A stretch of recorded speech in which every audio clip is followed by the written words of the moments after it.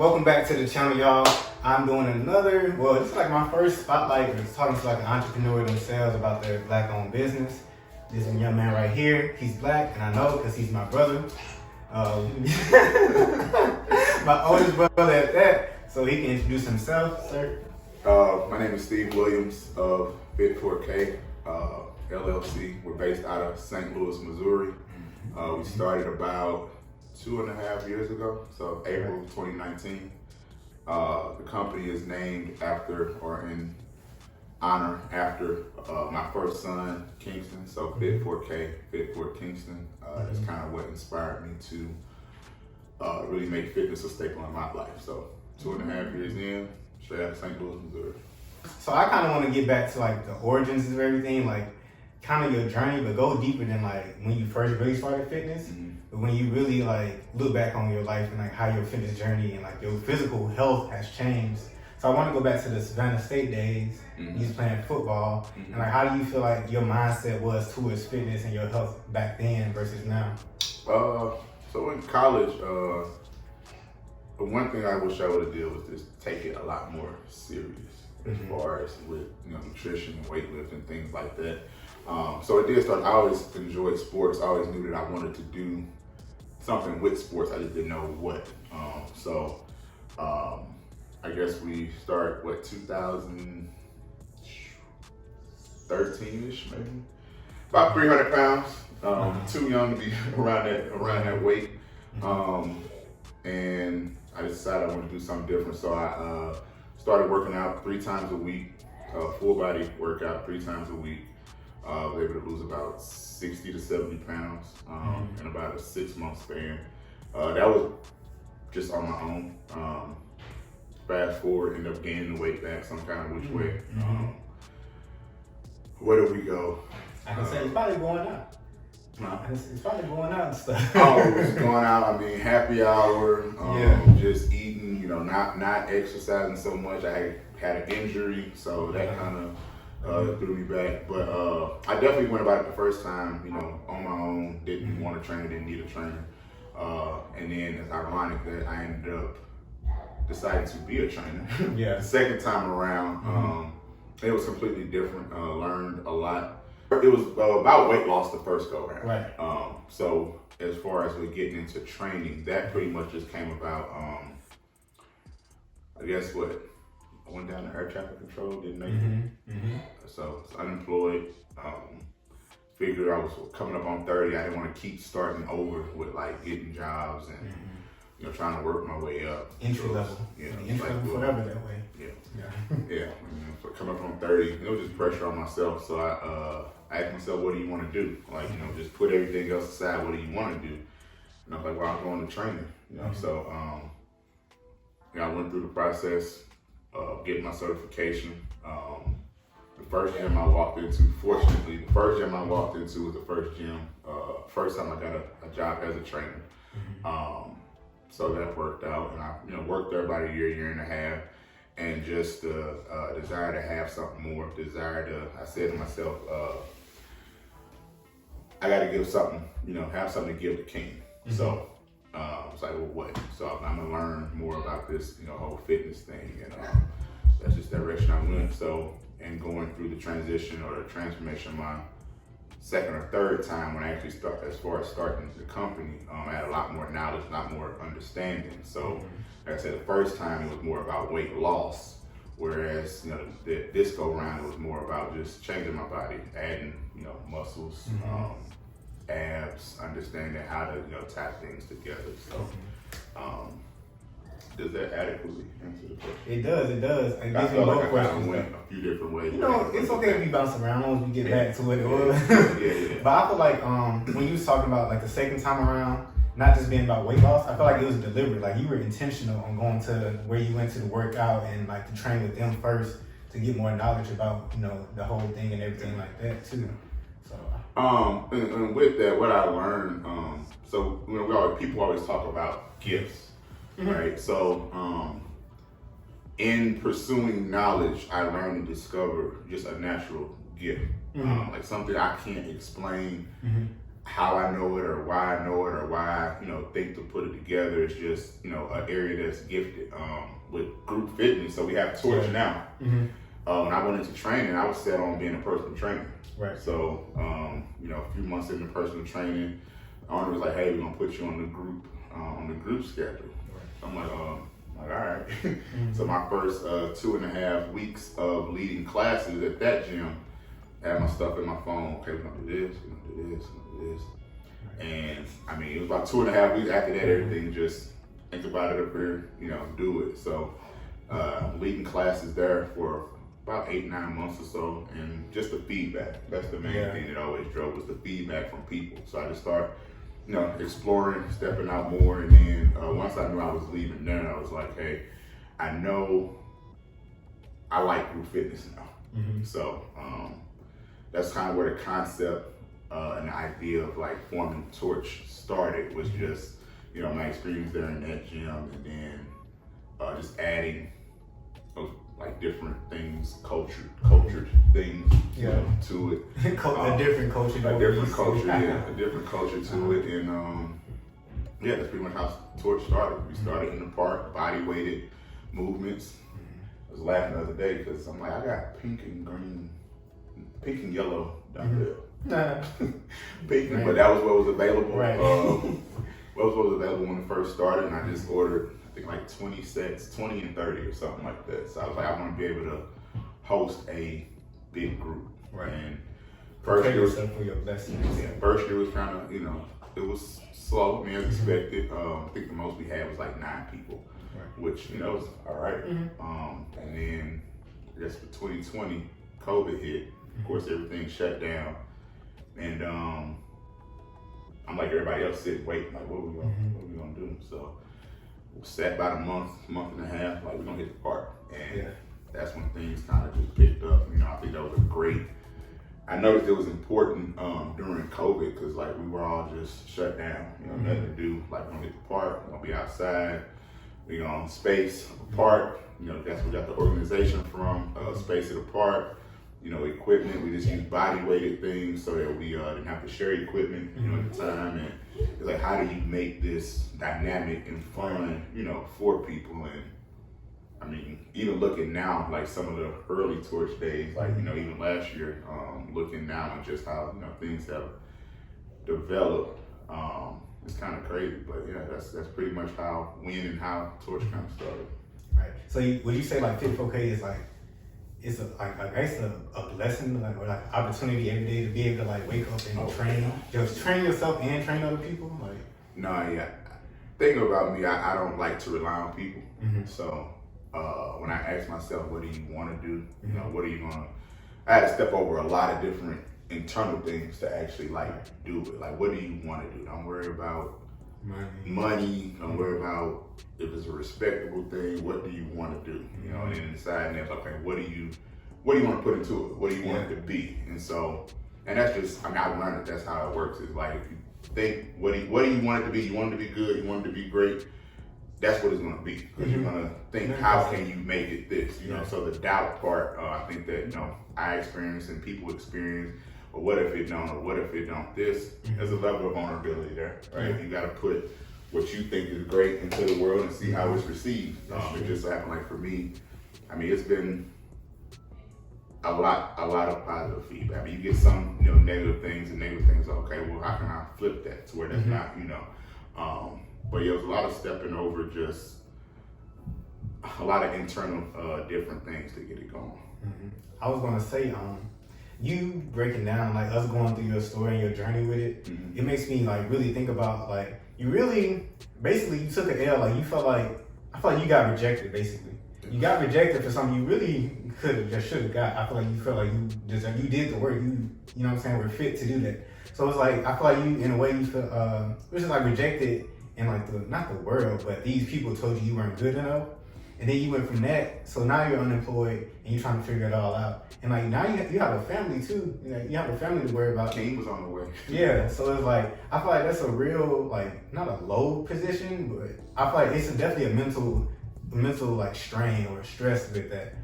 So, the thing with the unemployment thing, I appreciate it. Well, the thing about the unemployment thing, like, if we're really being real about it, a lot of us, myself included, we fear unemployment. What am I going to do? How am I going to make a living? I gotta have a job. I gotta keep this job. You don't want to get fired. Right. So, I mean, with the air traffic control thing, that was something. They make X amount of dollars, the average, income on USA jobs for years, and it came about. I had the airline background, so going into aviation, like, cool. And I mean, I literally you was like up until that point, that's the hardest thing that I've ever done. So I really, I really got in there. I had a fighting chance. It just came down to my last evaluation. When you go in there, they tell you, some people, they know it in and out, back and forth, all the rules, and they sit down.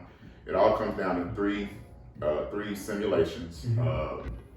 You're in the radar room, and they can know everything in and out, and sit down there, and those nerves are on you, and you just dump everything you know. So you can't even spit and recite what you know to do. So just to be in it and come down to I knew how my last day of my evaluation was gonna go. I was gonna have the hardest evaluator, which I ended up having him.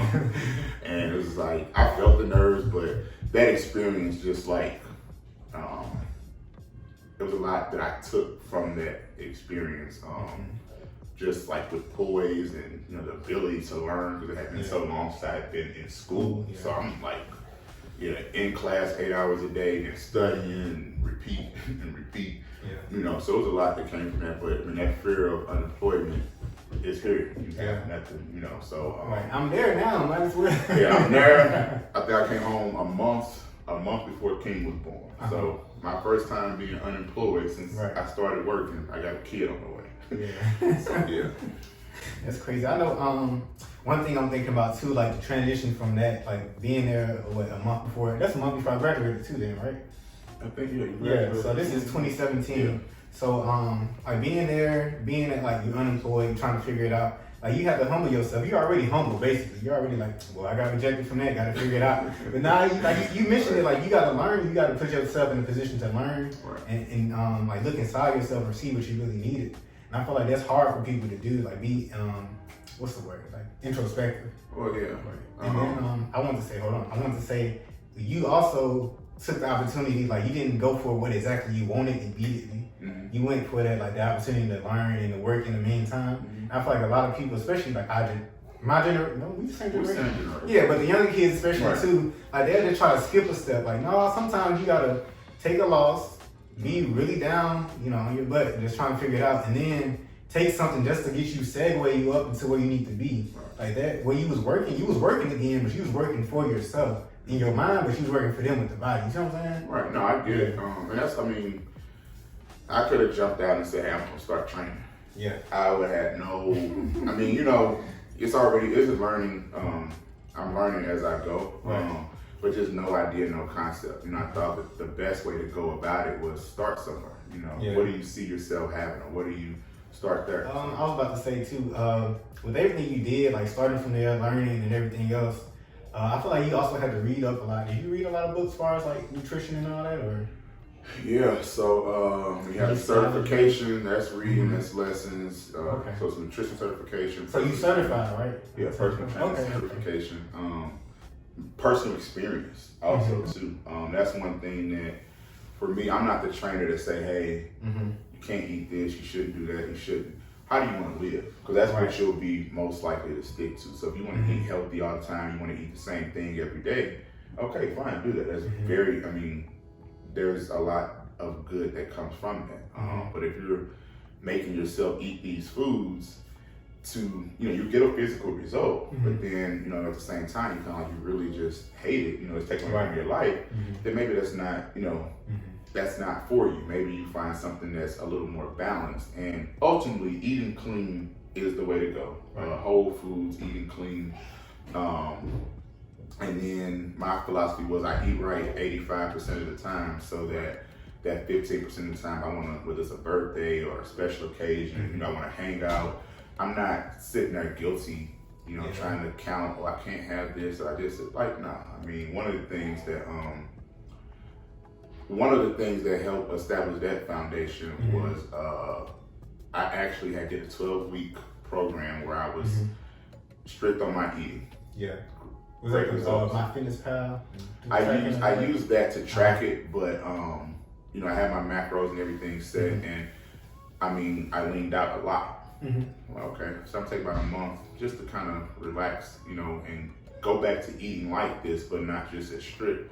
And toward the end of that month, Talmadge got killed.